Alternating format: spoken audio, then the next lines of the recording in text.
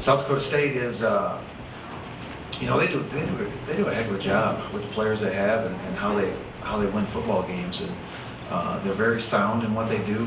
They've always been a 2 tight end set. They have a young quarterback now.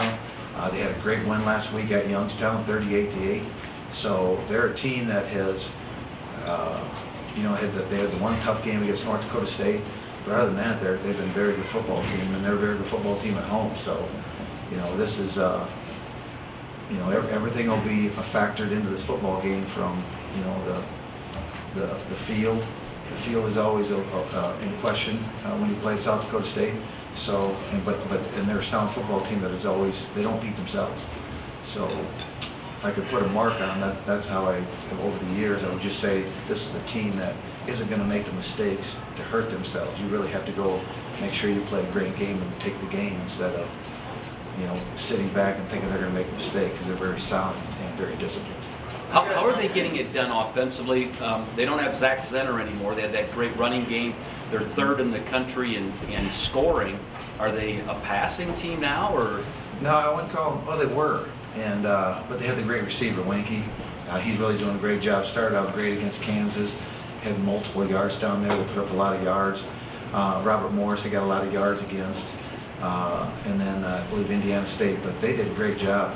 You know, you're waiting to see what they were doing against North Dakota State's and Youngstown's, and they handled Youngstown. So, you know, again, they've got a good plan, and their execution is good, and you know, they're consistent, and that's why I think over the course of the season, you know, they're very solid. They got a good offensive line. With that said, obviously Watson got a lot of yards on the ground this past weekend for Western Illinois. Does that concern you at all going into against a 3rd-ranked offense in the nation? You know, Watson, you know, I wouldn't say he got a lot of yards. He had 35 carries and 3 yards per carry. To a defense, that's not a lot of yards. What it was he did hit some runs that were concerning on the whole deal. So it was the way that game played out, and what they did, they ate up some of the clock by those 3-yard gains. He didn't hit a big run, I don't think, but he did hit holes that he should not have hit, that shouldn't have been open. So we'll take care of those holes. But one of the stable things about our defense is that we are a good defense, and we can stop the run. So when it does leak for more than 100 yards, that's when I get concerned. And it's leaking right now for about 110 to 130. So we got to knock off about, you know, 40, 50 yards off the run game between Illinois State and these guys last week. They hit a couple holes that we should have had a man in. So if we take care of those, we should be able to be more consistent in running. You played at Youngstown State, not different. How impressive was that win by South Dakota State last week? Really impressive. Really impressive.